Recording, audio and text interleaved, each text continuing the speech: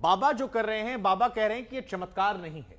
वो किसी चमत्कार का दावा नहीं करते हैं, वो किसी प्रकार के भ्रम में नहीं डालते हैं, लोगों को भुलाते नहीं हैं। ये शक्ति है जो उन्हें बालाजी से मिलती है। लेकिन कई सारे मैजिशियन है, कई सारे माइंड रीडर जो हैं, वो कहते हैं हम भी ऐसा ही करते हैं, लेकिन हम ट्रिक नहीं बता सकते क्योंकि उससे जादू की जो विश्वसनीयता है वो खो जाएगी। लेकिन जो बाबा कर रहे हैं वो हम कर कर दिखा सकते हैं। तो इस वीडियो को देखने के बाद आपका टेक क्या है और आप इस पर कैसे टिप्पणी करते हैं? देखिए शुभांकर जी, आज तक के माध्यम से सबसे पहले मैं आपको ये बता देना चाहता हूँ कि हिंदुस्तान ही नहीं, ब्रह्मांड के जितने भी धर्म हैं उनको नतमस्तक करते हुए हमारा देश संत महात्माओं का देश है, ऋषि मुनियों का देश है, गुरुओं का देश है, उनको नतमस्तक करते हुए मैं सम्मान करता हूँ।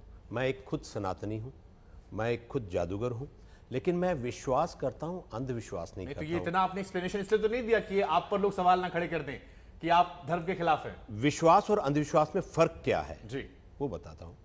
विश्वास ये है, आस्था है, हमें विश्वास है, सब कुछ ठीक है। लेकिन अगर मैं आज से हजारों साल पहले या लाखों साल पहले चला जाऊं, रामायण की बात करूं, तो रामायण में जब युद्ध होता है रावण की सेना का और राम की सेना का, जिसमें लक्ष्मण जी को मूर्छित किया जाता है मेघनाथ के द्वारा। जब मेघनाथ मूर्छित हो जाते हैं तो राम जी ठीक कर सकते थे, हनुमान जी ठीक कर सकते थे। मैसेज क्या? लक्ष्मण मूर्छित हो जाते हैं, तो हनुमान जी ठीक कर सकते थे, राम जी ठीक कर सकते थे।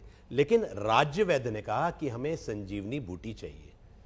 संजीवनी बूटी लेने के लिए हनुमान जी गए और पूरा का पूरा पहाड़ लेके आ गए। तो मैसेज क्या है यहां पर हमारे धर्म में कि जो व्यक्ति जिस फील्ड का सक्सेसफुल व्यक्ति है उससे सलाह लेनी चाहिए। आज अगर मुझे कुछ मीडिया सीखना है तो मुझे पत्रकारिता में कोर्स करना पड़ेगा। अगर मुझे स्पोर्ट्समैन बनना है तो मुझे पटियाला यूनिवर्सिटी में जाना पड़ेगा। मुझे डॉक्टरी बननी है तो मुझे एमबीबीएस से पूछना पड़ेगा। अगर मुझे किसी से सलाह लेनी है जो व्यक्ति जिस फील्ड का सक्सेसफुल है, विशेषज्ञ व्यक्ति उस बारे में कह सकता है, बाकी को कहेगा तो सही नहीं तो है। जो बागेश्वर धाम या हमारे धर्म के या दूसरे धर्म के ज्ञान की बात करते हैं, ज्ञान देने की बात करते हैं, वो तो बहुत अच्छी बात है, जो पॉजिटिव बात दे रहे हैं। लेकिन ज्ञान के साथ साथ विद ड्यू रिस्पेक्ट, अगर कोई ये कहता है कि मैं कैंसर ठीक कर दूंगा या मैं किसी कोड़ी को ठीक कर दूंगा या मैं किसी पैर ठीक कर दूंगा, वो मना किया। उन्होंने मना किया कि मैं कैंसर का इलाज नहीं करता हूं। डॉक्टर निशा खन्ना, मैं आपके पास आऊंगा क्योंकि बहुत सारे साइकोलॉजिस्ट से जब हम बात करते हो कहते हैं कि डॉक्टर की दवा भी तब काम करती है जब विश्वास होता है। और बाबा भी यही कह रहे हैं कि विश्वास है जो खिंचा ला रहा है। कई बार विश्वास से छोटी मोटी परेशानियां दूर होती हैं। हालांकि कैंसर वाली बात को बाबा भी डिनाई कर रहे हैं। वो कह रहे हैं कि मैंने कभी ऐसा नहीं कहा और मैं सिर्फ भूत प्रेत की जो बात आती है उसमें कहते हैं कि देखिए हनुमान चालीसा में जिक्र है। लेकिन ये विश्वास में कितनी ताकत है, एक साइकोलॉजिस्ट के तौर पर आप कैसे देख रही हैं? आपको दिन रात ऐसे पेशेंट्स को डील करना पड़ता होगा जिनका खुद से विश्वास हट गया है। देखिए, विश्वास की जब हम फेथ की बात करते हैं, हम ऑप्टिमिज्म की याद करते हैं, पॉजिटिव थिंकिंग की बात करते हैं। डेफिनेटली बहुत मेजर रोल प्ले करता है, बट क्या पॉजिटिव थिंकिंग आपको सामने दिखने वाले शेर से बचा लेता है? नहीं।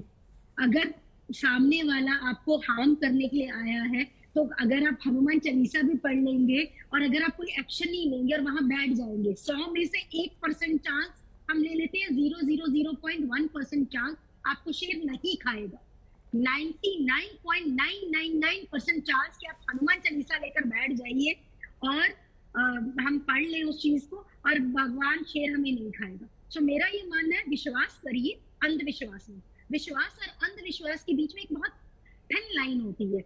विश्वास ये है कि अगर हम बुरे समय से गुजर रहे हैं तो उस वक्त धीरज रखें, ये होप रखें, उम्मीद नहीं छोड़े, आशा नहीं छोड़े, अपनी सब जगह हाथ मार मारे। कहते हैं कोई इंसान कीचड़ में गिर गया है पर वो कीचड़ से निकलने की कोशिश ही ना करे और ये सोचे कि भगवान आके मुझे बचाएंगे। I am sorry to say, I don't want to hurt someone's, anyone's, जिसे बोलते हैं, मैं किसी की भावनाओं को ठेस नहीं पहुंचाना चाहती। मैं खुद भगवान को मानती हूँ, बट भगवान भी बोलता है कर्म योग। पहले आप कर्म करिए और फिर भगवान पर छोड़ दीजिए। पर अगर हम भगवान पर छोड़ के बैठ जाए, मैं पेड़ के नीचे बैठ जाऊंगा और फल मेरे मुंह में आ जाएगा, इट्स नॉट पॉसिबल। हमें कर्म करना होगा। तो भगवान में भी, हमारे ग्रंथों में भी कर्म योग के बारे में लिखा गया है। एक है भक्ति योग, एक है कर्म योग। भक्ति योग में हमें फेथ पर बोला जाता है, विश्वास पर ध्यान देने को बोला जाता है, चाहे वो हिंदू धर्म की बात हो या किसी भी धर्म की बात हो। तो विश्वास हर धर्म में सिखाया जाता है, बट अगर उसी विश्वास के साथ कर्मा सिखाया जाता है। आपकी बात से मुझे छोटा सा जोक याद आ रहा है कि एक इंसान भगवान से रोज प्रे करता है कि मेरी लॉटरी लग जाए, लॉटरी लग जाए। तो सच में भगवान उसके सामने आ जाते हैं और बोलते हैं मैं आपकी लॉटरी लगा दूं। तो कहते हैं लगा तो दूं, पर टिकट तो तुमने खरीदा नहीं। तो आप खुद सोचिए, अगर आप कर्म ही नहीं ठीक है। करेंगे और आप ये सोचेंगे कि आपका काम हो जाए, तो कर्म करना तो इंसान का फर्ज है। ठीक है, कर्म बिल्कुल करने सही बात, के बिल्कुल बाद सही बात है आपकी डॉक्टर। आप जो कह रही हैं वो बिल्कुल इत्तेफाक रखता हूं मैं। हालांकि एक सत्य ये भी है कि कई बार जब डॉक्टर से भी हम निराश होते हैं तो हम ईश्वर से प्रार्थना करते हैं, और ऐसे में चमत्कार भी हमने देखे हैं। और इसी वजह से आस्था जो है हर धर्म को मानने वालों की अपने अपने ईश्वर पर बनी हुई है। लेकिन कंप्यूटर बाबा, एक सवाल मेरा आपसे है, क्योंकि धीरेन्द्र शास्त्री जी बार बार ये कह रहे हैं कि जिस तरह से मीडिया ने, समाज के कुछ लोगों ने उन्हें टारगेट बनाया, उसके पीछे वजह यह थी कि वो सनातन का काम कर रहे थे, वो मिशनरियों द्वारा जो धर्मांतरण करवाया जा रहा था उसे रोक रहे थे, और इसलिए सबने उनको टारगेट बना लिया। जबकि कहीं और गलत काम ज्यादा होते हैं लेकिन किसी और की हैसियत नहीं है, उनके शब्द उनके हैं। तो आप इन्हें कैसे देखते हैं? आप, क्योंकि आपकी उम्र भी है, ये महज 26-27 साल के हैं, तो आप धीरेन्द्र शास्त्री जी को कैसे देखते हैं? और दूसरा जो आरोप वो लगा रहे हैं उनमें आपको कितनी सत्यता नजर आती है? नहीं, देखिए, ये तो गलत बात है कि मीडिया गलत दिखा रहा। नहीं, मीडिया में, किसी मीडिया में कोई भी हो, मुझे नहीं लगता कोई गलत दिखा रहा, क्योंकि जो हो रहा वो दिखा रहे हैं। अब रहा सवाल श्रद्धा का। देखिए, हमारे ये देश जो है ऋषि मुनियों का देश है, हमारे साधु संतों का देश। इस देश में लोगों की श्रद्धा से बहुत कुछ, मैं कह रहा हूँ, दादा ठन ठन पाल मध्य प्रदेश में जबलपुर में रहे, और खंडवा में धूनी वाले दादा रहे। पूरे देश में नाना प्रकार के बड़े बड़े साधु संत हुए हैं, और वो लोग उनके पास जाते, श्रद्धा पूर्वक जाते थे, और श्रद्धा से जो मांगते थे मिलता। हम लोग सुनते थे, हम छोटे थे, लोग कहते थे कि उनको लकवा लग गया, लकवा ले लिया, अब खुद ले लिया था और दूसरे का लकवा ठीक कर दिया। तो श्रद्धा है। यदि धीरेन्द्र शास्त्री जी के प्रति लोगों की श्रद्धा है, हनुमान जी की कृपा है, हमारे सनातन धर्म में श्रद्धा ही से सब कुछ होता है, हम श्रद्धा से मानते हैं। कोई साधु संत के पास आप सब क्यों आते हैं? चाहे वो राजनेता हो, चाहे वो जनता जनार्दन हो, चाहे मीडिया वाले हो, चाहे कोई भी व्यक्ति हो, सभी लोग श्रद्धा क्यों पूर्वक आते हैं कि हमें यहाँ से कुछ मिलेगा। और जब मिलता है तभी तो लोग डबल आते हैं, 300 आएंगे, 200 आएंगे, 1000 आएंगे, 10,000 आएंगे, लाख आएंगे। मुझे ऐसा लगता है उन्होंने कहा कि धर्मांतरण रोकने का बिल्कुल सही है, टारगेट तो बनाया जा रहा है। कोई मौलवी को नहीं कहता, कोई उनको दूसरे धर्म वालों को नहीं कहता। जब हमारे साधु संतों को, जब हमारे हिंदू धर्म में, जब हमारे सनातन धर्म में कोई आगे आता है, उसके लिए जरूर टारगेट बन जाता है। मैं कहता हूं दूर दूर तक।